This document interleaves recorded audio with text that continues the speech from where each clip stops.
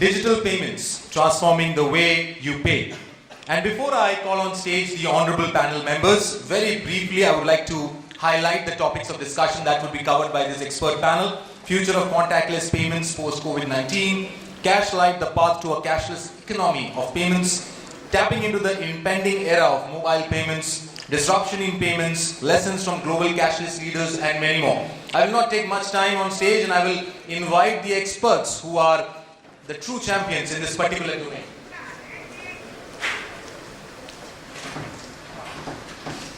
So now, ladies and gentlemen, I would like to call on stage with a big round of applause our first honorable panel member, Mr. Padmabhushan Bahadure, CTO IDBI Bank. Can we have a big round of applause to Mr. Padmabhushan?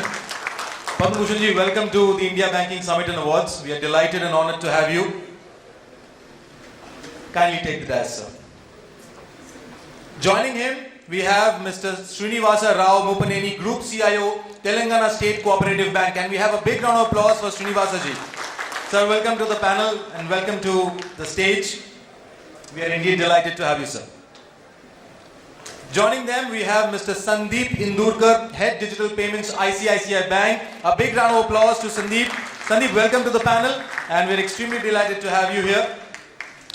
Joining them, we have Mr. Mohit Surana, Manager Growth, Cashfree Payments. Can we have a big round of applause for Mohit? Mohit, welcome to the panel, and extremely delighted to have you. Please take the dais. And now, I would like to call on stage our honorable moderator for the panel, Mr. Vaibhav Joshi. Vaibhav, welcome back once again. And Vaibhav takes the role of the captain of the ship and the moderator of this fantastic panel. All over to you, Vaibhav. Thank you so much. So digital payments is a very interesting and very close topic to me. Being one of the earlier members of a team that launched a lot of digital payment products in the country, I'm glad to be here. So quick introductions and welcome you all. So starting from Padmabhushan, CTO IDBI, Mr. Srinivasa Muppaneni, Group CIO, APL, Telangana State and Central Cooperative Bank, Sandeep Indurkar, Head Digital Payments, ICICI, and Mohit Surana, Manager Growth, Cashfree Payments. Welcome you all. What I'm going to do is I'm going to hand over the mic to each one of them for a quick introduction that they can do maybe 1 or 2 minutes, and then we can start the discussion. Yeah, thanks, Vaibhav. Good afternoon. I'm Padmabhushan Bahadure, working for IDBI Bank as a CTO. Typically, the role of CTO handling all the technology piece, the data centers, digital innovation, and that's been day in, day out. So we are on the verge of, making radical changes in our technology infrastructure, and we are hopeful that we'll get there. Thank you very much. Hi, I'm Srinivasa Muppaneni. I'm Group CIO for Telangana and the State and Central Cooperative Banks. So why you must be thinking that what is this State and Central Cooperative Banks and Group CIO? So we have a common data center for all the State Cooperative Banks and Central Cooperative Banks, and we manage the complete technology for all those, along with the primary MPLC cooperative societies, which are in number of around 3,000. And these banks have around 1,000 branches. Hello, hi, this is Sandeep Indurkar. I had digital payment for the bank, and I had spent 16 years with the bank. And if I want to just explain that, I had spent 3 stints in ICICI Bank. First stint was basically launching internet and mobile banking for the bank. I handled it for 5 years, and I launched in 2008 the iMobile. The second stint was of mobile payment, where there was around the era of in 2010 and post that lot of players wanted to do something in the mobile payment space, Airtel Money, Nokia, all that. At that time, a vertical was created to handle the mobile payment. So I was fortunate to lead that role. The last stream, which is the current one, is the digital payment, where the services of the bank was actually more open architected, and the services was given beyond to the bank customer.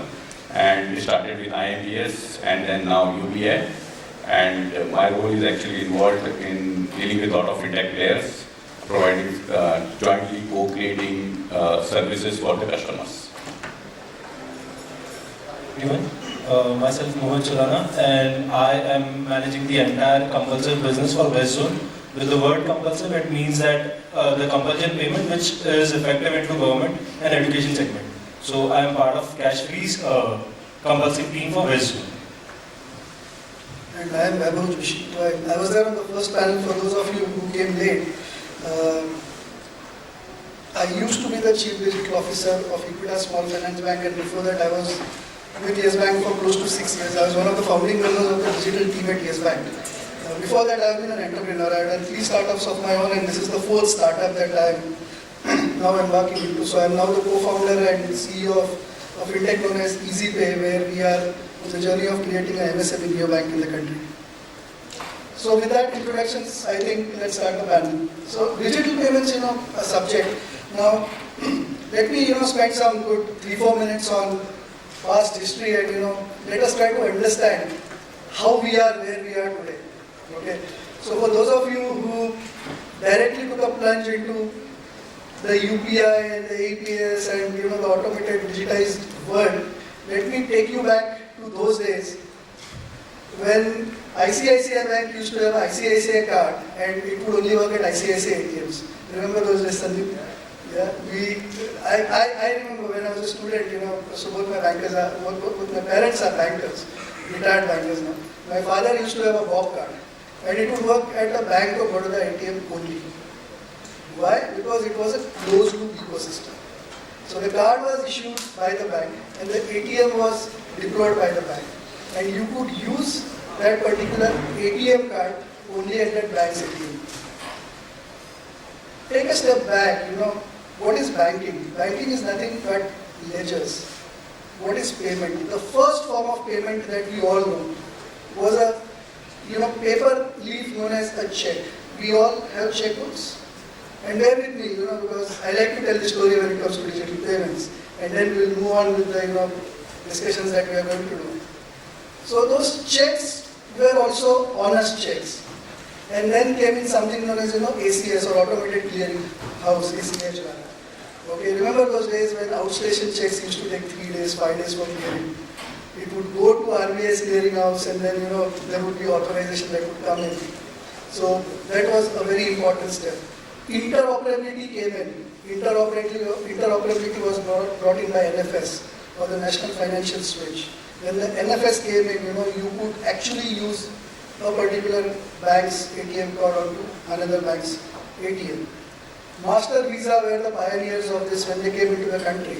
And Master and Visa brought in that, MasterCard, Visa. At that time, I think they used to have these diners as well. And then Amex came in. Interoperable cards, you can just walk into any POS machine and you can swipe it. And I still remember, one of my trips, I was in US and I had given this card. And they had that machine where they would put the card onto that machine.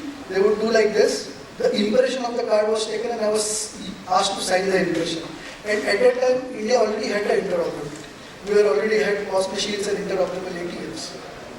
And then, the concept of NEFT and RTGS was there. You wanted to transfer funds, you could do RTGS, real-time gross settlement. You could do NEFT, National Electronic Fund Transfer. NEFT used to run in batches. At the back end, banks run a 1-hour batch. Earlier it used to be 2 hours. Now it is round the clock, NEFT happens. RTGS is real-time gross settlement for amounts greater than a certain amount and so on. And then came the concept of IMPS. So what happened is that RBI was there, making all the regulations. And then there was a need for an entity for innovation of payments. Okay? Because, like I was saying in the earlier panel, India is a very heavily regulated entity when it comes to BFSI and banking. So this need for a quasi entity which would innovate on the payment side, and then 10 banks came together and NPCI got formed.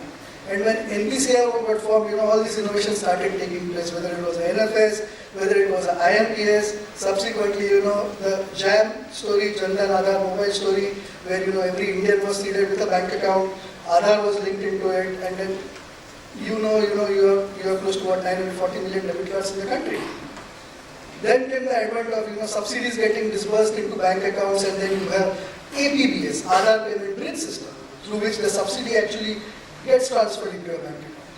And how do you withdraw that money? ATMs, they aren't there into the nook and corner of the country. We rely on SBI for their extensive ATM coverage. So then came the concept of AEBS, Aadhaar Enabled Payment System. You walk into a banking correspondent or a business correspondent outlet, give your biometric, and you can withdraw money from the choice of banks that you have with whom you have the accounts. Okay, then came the concept of micro ATM. Why just AEBS? We are all used to debit cards, so we are used to chip and pin. Go to a micro ATM, which is an advanced version of a AEBS. Okay, you tap, put your pin, and it's done. Then came the concept of UPI, then came the concept of UPI 2.0, and now today we have seen, I think I was reading somewhere, last month I think in May UPI clock, volumes 10.41 lakh crore in the month of May. That is phenomenal, that is humongous. And I very, very proudly say that, when it comes to digital payments, when it comes to digital banking, India is far ahead of the West. Mark my words, India is absolutely far ahead of the West. So much so that now NPCI has started to export this technology by a medium known as NPCI International. For those of you who don't know it, look it up. What we do is, we recently signed a thing with Nepal, where we are exporting UPI with Nepal, and UPI will be used over there, and we are trying to close that deal. When I say we, as a country. Okay, so and it is led by our foreign minister himself. It is led by NPCI. We are also trying to crack a deal with UAE, where UPI will start getting used over there, and for locals, not just for the Indians. I think the Indian users part of using UPI in UAE was already closed. That's where we are, and I wanted to set a context to what digital payments is in India. So we all know, the journey that we have transformed in the last 2 decades. From where we were to where we are today. I think, this warrants a round of applause because India is right there at the top when it comes to digital payments. So, guys, a round of applause for NPCI, for digital payments, and for all the banks and fintechs. And now in this context, I think let's start the panel. So I will, and I'm sorry, I have written down the questions over here. So Padmabhushan, I'll start with you. So traditional banks have been playing a very, very important role for the penetration of, whether it's banking, for the penetration of payments, initially also for the penetration of business correspondents. We used to have SLBC models before the urban BC model came in. So, but with the advent of new age banks, okay, are you seeing competition in the market? Can you cite some programs, some innovations that you are carrying out, where you are trying to create an edge, where you are trying to stay ahead of the curve? Thanks, Vaibhav. Just to continue the background set by Vaibhav, few small anecdotes and few facts. See, on the digital payment side, as per the latest report by MIDI, it's about 33% growth is there in the digital payments year on year, when we compare it to FY 2021. And I would say 7,400 odd crore transactions were done on digital platforms. And the thing is, this doesn't include, the corporate payments, okay, or the government payments, or any personal, finance, related payments. It's all P2P, P2M payment that is clocking this 10.4 lakh crore UPI transactions. Now, coming back to the question what Vaibhav asked, okay, regarding the, competition or winning an edge, okay, one thing to understand here is the fintechs are there, okay, and they have a completely greenfield, IT setups, okay, which makes it easier for them to roll out all these, newer digital services. And banks being banks, regulation is what we've already mentioned. And add to that the regulation, the decades-old legacy platform that the bank runs. Okay. And one more dimension to that is the trust that the customers have on the bank. So any kind of I would say bad image or the platforms going down or transaction not happening affects both the customers as well as the bank. So what the banks need to do, banks like my own bank, IDBI, or the other peer banks. Regarding this fintech, okay, they have still only touched, I would say, tip of the iceberg. in the payment space. There is a huge potential for, as I mentioned earlier, in the corporate business and the corporate payment space, and say supply chain financing. Okay, all those areas are still to be uncovered.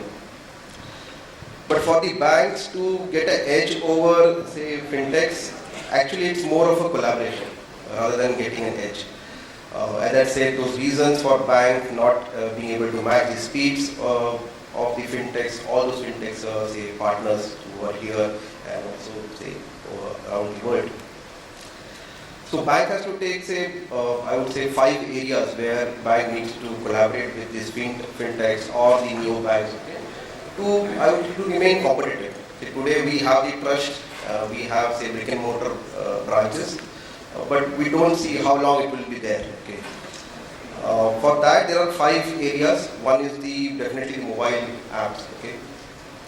Because almost say 90-95% of the, say, Gen Z or the millennial crowds are doing banking on the phone. So that is one area which say banks can look at. Okay. And I think so there are good examples, say both in PSU as well as, say, private banks like ICICI and Axis leading front of the mobile apps, okay, where we can see more immersive, say, customer experience, something like data-driven analytics, okay, personalized experience. All those things are available on mobile app. It has to just go into the next orbit. Okay, that is one. Second is, I think so, API is also one of the areas where banks can do a handshake with the fintechs.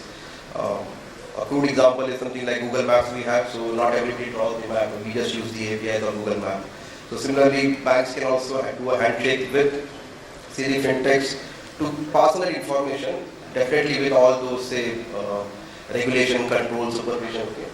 And that could be a win-win situation for both the parties, like the new banks or fintechs getting a strong footing, as well as, see, the banks getting access to the Gen Z or the millennial customers, or the tech-savvy customers as we call it.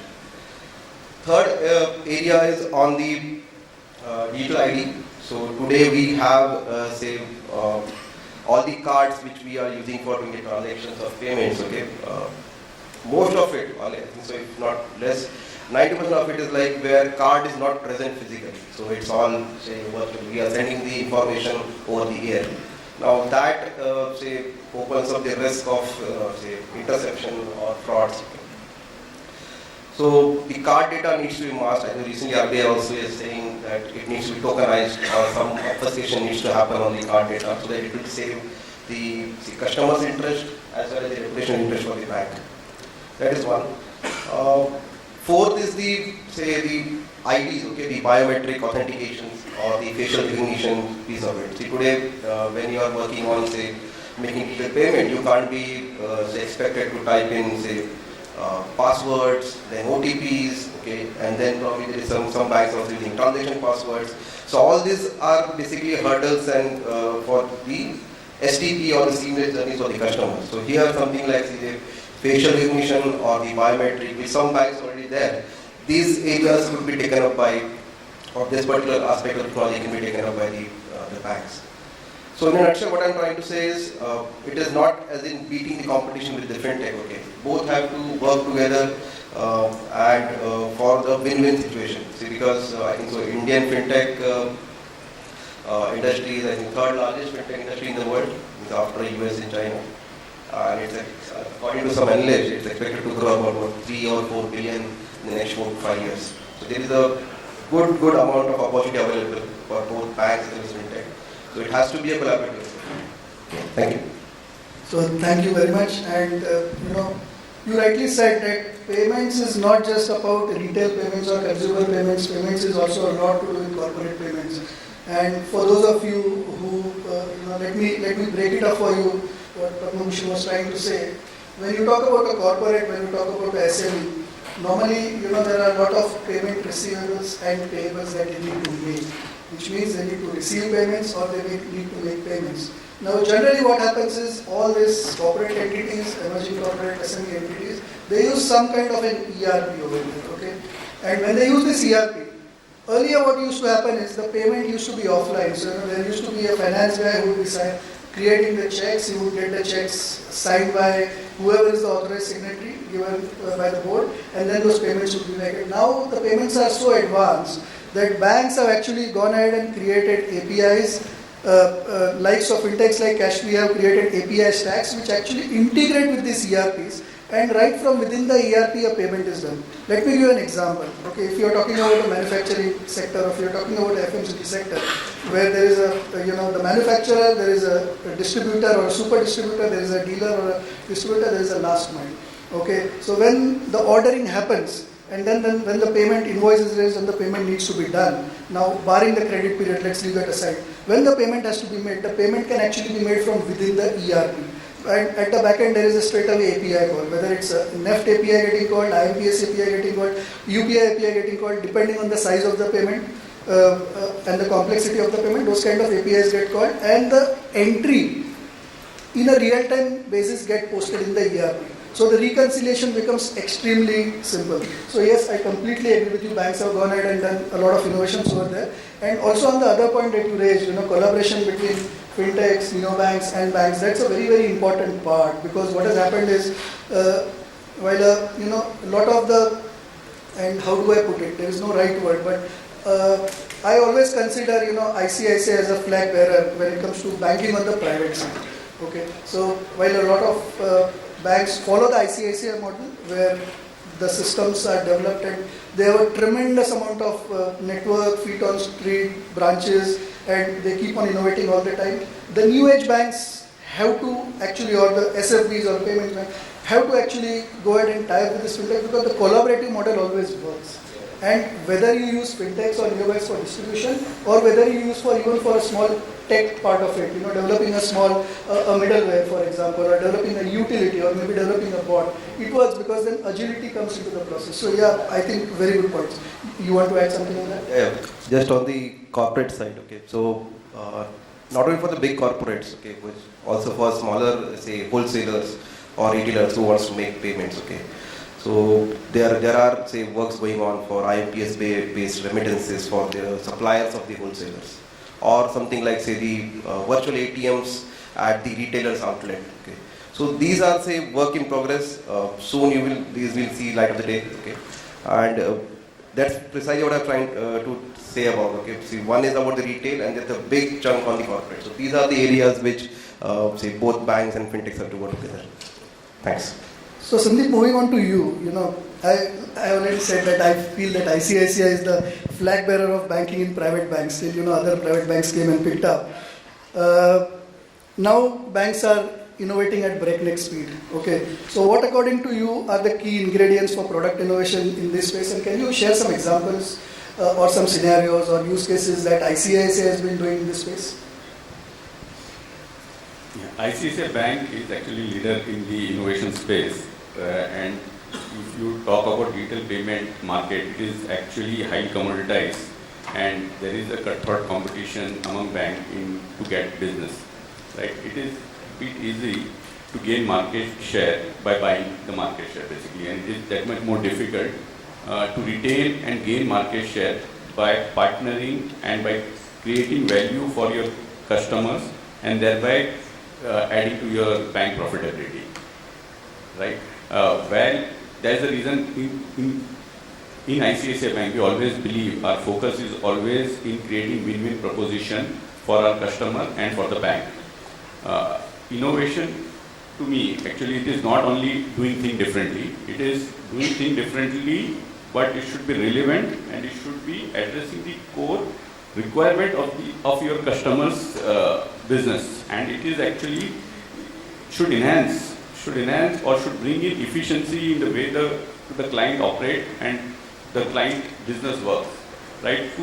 And if you do that, you gain acceptability, and you will also be able to get a good value for the bank as well as for the customer. So that is the prime focus. Of course, you need to have a good environment, ecosystem and infrastructure, and to that extent, India is doing good, and India has a good infrastructure thanks to RBI for its progressive guideline and India Stack, Samati with account aggregator and ONDC coming up, and NPCI, the Central Processing Unit who has launched UPI actually.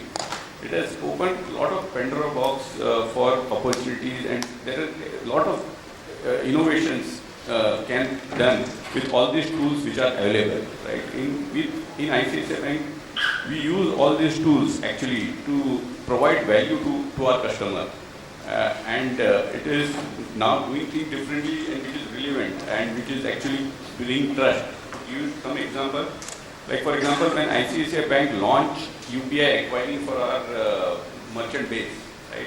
It launched the UPI acquiring with online refund, and we were the first bank who launched this thing with online refund, because we know that the failure will be there, but if you are able to address that friction, that person get the money immediately, instantly back in his bank account, even if there was a failure, right? He won't mind that friction, right?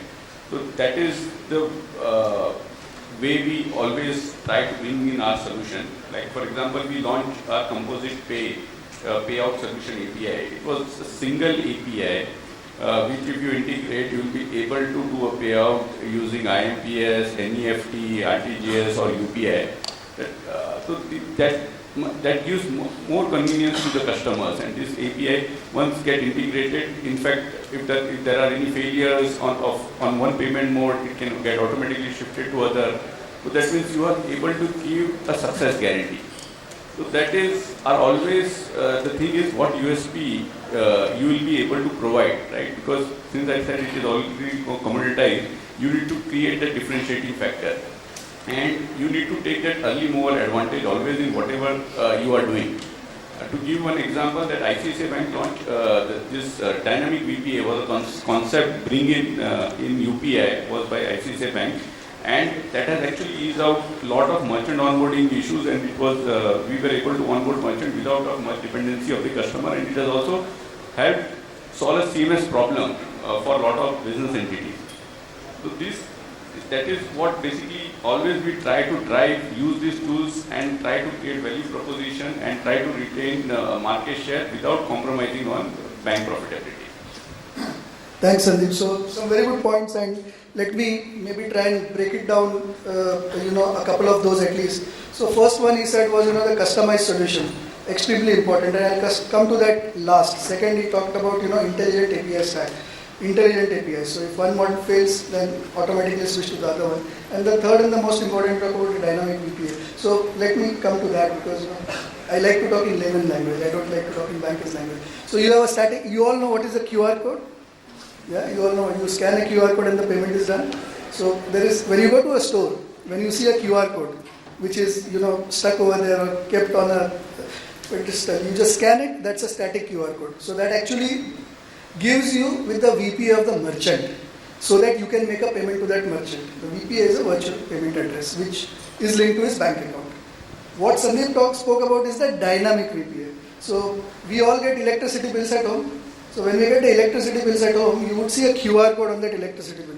When you scan that QR code on the electricity bill, it actually doesn't just give you the merchant details, it gives you the transaction details, that is the bill details. So it will tell you your customer number so and so, this is the payment amount that you have to pay, and this is the merchant to whom. So all those fields will be collected. You just select your bank account, put your PIN. So that is a dynamic. Dynamic is transaction specific. So just I want to add, that is a dynamic QR basically, and dynamic VPA, the innovation what ICICI Bank did was basically you need not have to create a VPA for everyone. Like for example, if take an example of electricity bill only, and if you want to just make a payment to electricity bill, you need not have to create a VPA for that electricity. You can say for example, it is a Reliance bill, Reliance.consumerid@ICICI becomes a dynamic VPA. So there in the back end, we had just created one VPA for Reliance, that is reliance.wildcard@ICICI, and now customer can put his consumer ID over there and can make the payment. So that is a dynamic VPA, which has actually helped to onboard a lot of merchants also, because then I did not have to create in the back end VPA for individual merchants. This VPA, I just create a dynamic VPA due to aggregator like say for Cashfree, and Cashfree can use that VPA and can onboard merchant. Right? So So what they did was they also incorporated the layer of virtual accounts that we like to call, and they merged it with the dynamic VPA. So virtual account, what it happens is at the back end, and let me also break that down for the audience. At the back end, virtual account is a pool account that is given, but your service provider, may it be a bank, may it be a fintech, will give you a unique account number which may be your mobile number. So when it says reliance.consumer ID, you can even substitute reliance.mobile number at ICICI. The moment you send the payment to that request comes into his switch. When it comes into his switch, it identifies that this is a Reliance power transaction. Then it is going to break it down into the mobile number. It will authenticate you as the user of that mobile number and then credit that payment towards your account. So that's the innovation that they do. So very well, Sandeep, thanks for clarification. And now we come to the custom solutions. Okay, while I'll come to him and him next. Custom solutions, Sandeep, you spoke about, is also extremely important. Because what happens is, in banking, generally we talk about one-size-fits-all solutions or off-the-shelf solutions that we talk about. Now these off-the-shelf solutions are okay when it comes to a consumer scenario. Your brick and mortar branch setup, somebody wants a car, somebody wants a SA, somebody wants a TD, RD, somebody wants a loan product, these are standard products, it's okay. But when you are talking about custom solutions, you are talking about creating a use case specific to that particular corporate or SME and then tweaking your product. And that is where it is extremely important for banks to start adapting to that as well. Because only once you start tweaking your products, that's where that particular segment of consumer is going to start transacting. Now, this has happened in India, or it has started in India only because of the advent of digital payments. When it was standard CASA banking or asset banking, this tweaking or customized solution was not that much. Today, even CASA is off-the-shelf cookie cutter products. But when it comes to digital payments, there are a lot of customized use cases that you see, and that was the reason for the beginning of the fintech revolution in the country. Let me tell you that I have seen very, very closely from 2014 to 2020 in Yes Bank. That was the start of the digital revolution, the customized solutions. Coming to the last point, API stack, very nicely done. Intelligence is very important, because if you are calling, integrating separate APIs and one API fails, you will have to automatically the intelligence needs to be there, so the second API or the next model gets got. Thanks, Sandeep. Yeah. As I said that digital payment was highly commoditized. So whenever we meet client, we don't go and sell our services, because that is any which way he knows about the services, right? So our approach will always be what you want to do and what are your pain points. What you are not able to do with whatever solution you feel that is currently available. So a lot of times we were able to give solutions which we never thought that it will work. And in fact it worked, and later on we find out if there was something problem which was not getting addressed, and it got addressed with this solution. So that is always your approach is not what you have to push your solution. Your approach should be what is the core requirement of the client, and whether you are able to meet that core requirement. If you focus on that, you will be able to build solution around it. So banks are now moving from a product-centric approach to a solution-centric approach. Fantastic. So I'll move on to Srinivasa. So cooperative banks normally have to rely on universal bank for a lot of sponsorships specific to payment products. Now, what according to you is the best model for a cooperative bank to contribute in the digital payment space, and what are some of the innovations that cooperative banks have been doing in this space, please? Yeah, Vaibhav, you mentioned that cooperative banks have to depend on the universal banks or the bigger banks like IDBI, ICICI earlier, and that was the impression that everybody has. Even I had that. I was with Andhra Bank for almost a quarter century, and then moved on to a tech company. From there I came to this position, and I am here for the last 7 years as a group CIO for the 24 cooperative banks. So there I started the complete migration of manual banking to the core banking. From there started the digital journey for these banks. As far as regulatory is concerned, there is no difference between cooperative banks or commercial banks, private banks, public sector banks. If they have to give a license for any digital channel, like a mobile banking, internet banking or anything, the parameters are similar. And the technology, security, everything should be similar. because customer is same for all the banks. Retail customers are there in every sphere, every bank. So there, naturally, the investment in technology, the upgradation technology is very difficult for cooperative banks, where they will not be having people with good technical skills and also the investment capabilities. So that is there is a challenge. So then, when I have taken over these banks, then immediately I wanted to go for the debit cards first and ATM network. I floated an RFP. So friends, IDBI, ICICI, Axis Bank, HDFC, SBI have submitted the tenders to be part of this, because the business is huge. 24 banks having around 5 million customer base at that time. So why I am telling is, he already mentioned about the looking to the bigger banks for the sub-membership route to get the digital channels. So then we have bargained with them, and finally I decided to go with my friend IDBI for all my 24 banks as sub-members. Why I have to go as sub-members? Not because of the investment capabilities, but because of the depth of technology and expertise in my organization. So later, what we have done is, we have created our own data centers, complete IT infrastructure, digital infrastructure, and then I became the direct sponsor bank for all my smaller banks. Now I moved out from IDBI. So he was asking me what are the different models. So need not be depending on universal banks or bigger banks. So the point is that the digital channels, digital initiatives space is increasing, and fintechs are coming and supporting the smaller banks nowadays. When you unite together, definitely you will have the strength and you can create your own model. Today, AEPS, our friends have discussed earlier, AEPS is being used more in the rural areas when compared to the urban areas. Because in urban areas, the digital literacy or digital know-how, everything is there in urban areas, and in rural areas, all these IMPS, UPI, whatever you say, these can be used where you have the proper mobile network connectivity with data. So, AEPS and also the normal digital channels, the SMS based digital channels also we are using there in the rural areas. We are serving around 40,000 villages where we are able to connect all those customers to the digital payment system. The government DBT now, it has given a lot of push for this digital payment system.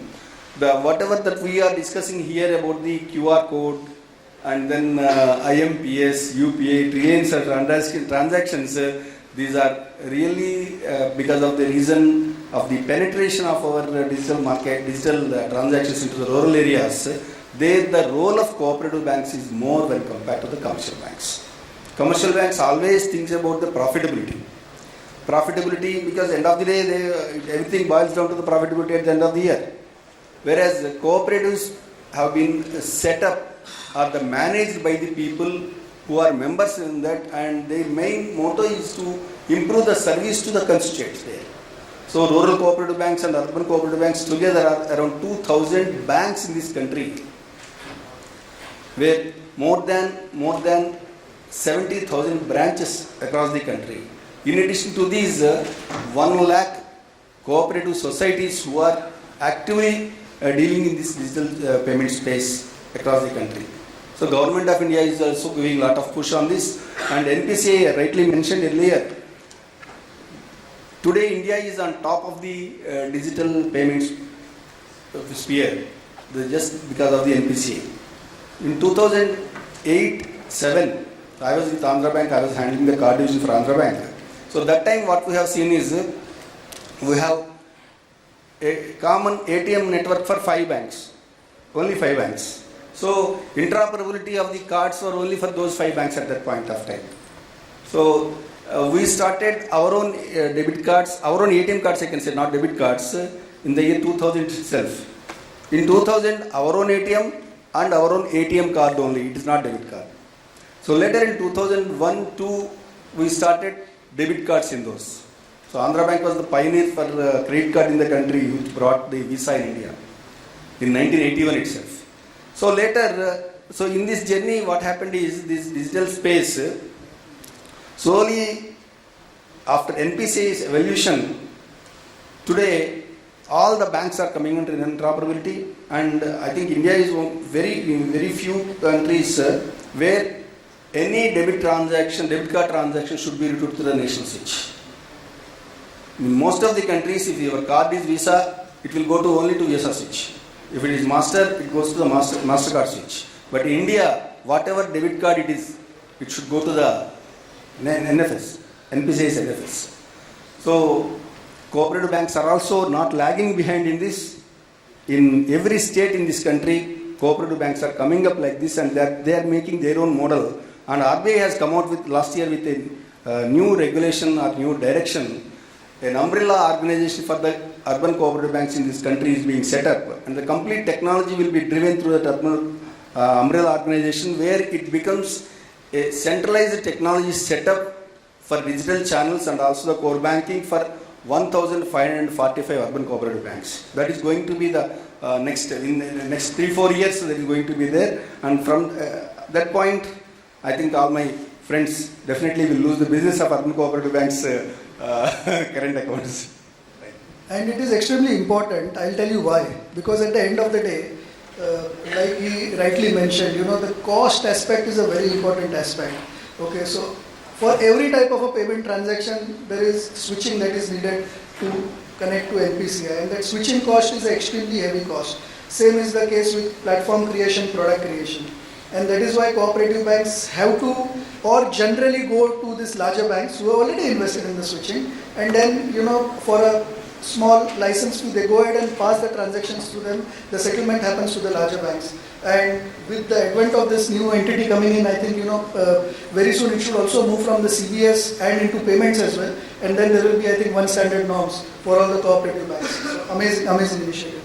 Mohit, I'll come to you next. So Cashfree has been a new entrant, kind of new entrant in the payment space, which is governed by a lot of, not governed by it as the space is, there are a lot of aggregators in this space, big aggregators who have been working over here. So what according to you are some of the newer innovations that you feel are going to happen in this space, and what are your strategies for the next 3 years to, become a market leader? So hi everyone.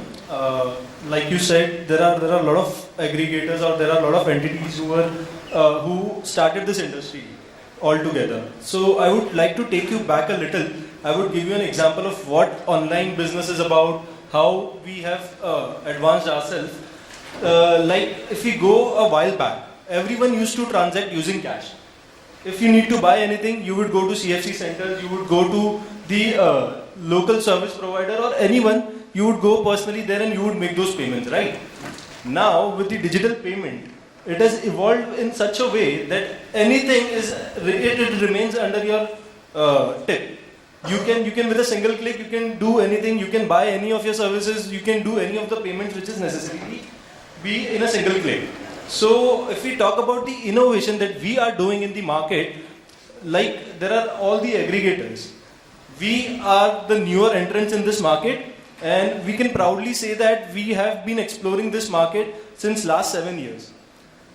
If we talk about the solutions, the one who has a better solution, the one who has a better technology will always have the edge over the entrants or over the, you can say, a very renowned company.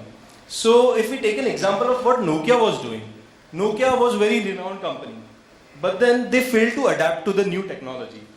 The lack of adaptation, because of the lack of adaptation, they were not able to cater to the consumer needs.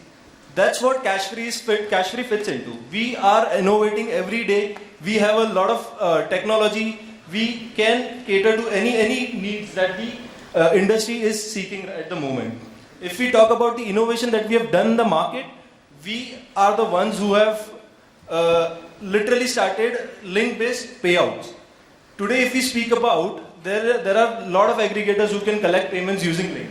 But then Cashfree is the only company who can disburse the funds over the links. If you don't know the customer's account number and user's account details, you can just send the amount of the link and the user would be able to enter his account number. We would verify the user using a bank account verification and transfer those funds to the end user. So that's how innovative we are, and we are looking forward to innovate ourselves on daily basis. So I'm going to break down that transaction in layman's language again and bear with me over there. So when we talk, he's talking about link-based payouts. We all know link-based collections. Somebody sends you a link, you click on that link. Mostly, when you give your car for servicing, the driver is dropping, you click, goes to IPG page, you put your bank detail. Link-based payouts is somewhere, let's take an example of a vehicle manufacturer. And a vehicle manufacturer has his service centers, and the service centers has mechanics, and he wants to roll out incentives to those mechanics. Now a lot of these mechanics may be on rolls, or a lot of these mechanics may be off rolls, but they might be dealers who are actually selling the spare parts of that manufacturer. But this manufacturer only has the mobile number. So what this manufacturer will do is he's going to take the mobile number, put an amount against each mobile number, which in all probability is going to pull out from his Tally or SAP or Oracle or whatever he uses, and then he's going to give that file, which again will be a digital file, or he uploads that file into Cashfree or similar, and then from there a link goes to those mechanics who are going to click the link, and they are going to then put in their bank details. The moment they put in the bank details, he mentioned a point that they are going to verify that bank. So it's a penny drop transaction that happened. It's a 1 rupee IMPS transaction that they will do to that bank account, and then in reverse fetch, the name of the account holder will come, and then they will process that entire transaction. So I'm just trying to break down what Mohit was trying to say. Mohit, you also used the term CFC, okay, and it's very interesting. Are you guys doing something with government? Because CFC is actually a Citizen Facilitation Center, or earlier that used to be CSCs, Common Service Centers, where you could walk in and you could avail any government service. So if you want your birth certificate, death certificate, or any other government service, then you just walk into a CFC. Is Cashfree doing anything on that? Yes, so we do have an application. So we are trying to give them a digital solution which is based on the dynamic QR. If there is any service centers or if there is any contact point wherein you need to collect those funds, you can go to that fund, you can go to that counter, you can say that this is the bill that you want to pay. The operator on the other side will enter the amount on the application which is being powered by Cashfree. So they can enter the amount, the QR is going to be displayed. The beauty of this product is it also supports NFC payment. So you need not carry your phone to that service center or to that point of collection. You can also carry your card, tap your card on that particular device, and you can make the payments. So it is that easy that we are trying to build it. So I remember, Sandeep, we used to do this, me in my S-Bank days, ICICI days, when we were doing the smart cities. Remember, so what we used to do is when we would take a smart city project from the government, we would create a smart city ecosystem for digital payments, where we would create a merchant app, we would probably have a consumer app, and then you could walk into the CFC centers. There would be a back-end integration with the government, municipal corporation, and those services would be available. So you can just walk into any CFC center, give your mobile number, and the transaction would get pulled in. You can walk into a merchant, an assisted model. He would have a similar extension of an app. The transaction would be done. And if you were a smart city user, you had a consumer app, you could just do it from the mobile phone. So today, I'm talking about 2017, I think. So yeah. So I think our time's up. I can see the gentleman over there. So thank you, everyone. Thank you to the distinguished panel. Thank you. Thank you so much, Vaibhav, for wonderfully moderating it. Thank you so much, panel members. And indeed, a wonderful panel session here. Can we have a big round of applause for all the honorable panel members here? Mr. Padmabhushan from IDBI Bank, Mr. Srinivasa from Telangana State Cooperative Bank, Mr. Sandeep Indurkar from ICICI, Mr. Mohit Surana from Cashfree, and Vaibhav for wonderfully moderating the panel. I would now quickly request Mr. Hardik Solanki, Senior Manager Product Strategy and DCM from Credible, to kindly do the honors on stage. Hardik, welcome.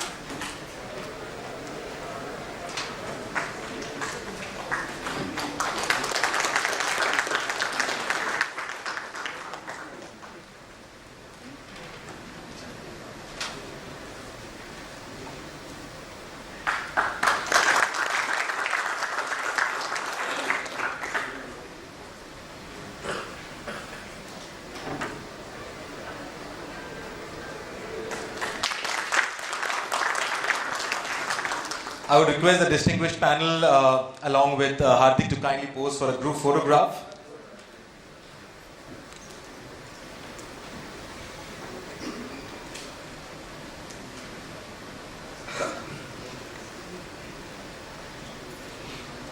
A big round of applause, ladies and gentlemen, once again for this panel on digital payments. Padmabhushan ji from IDBI, Srinivasa ji from Telangana State Cooperative, Sandeep Indurkar ji from ICICI Bank, Mohit joins in from Cashfree, and Vaibhav for wonderfully moderating the panel. Thank you so much, gentlemen. Thank you so much, Vaibhav, for giving time and for moderating it.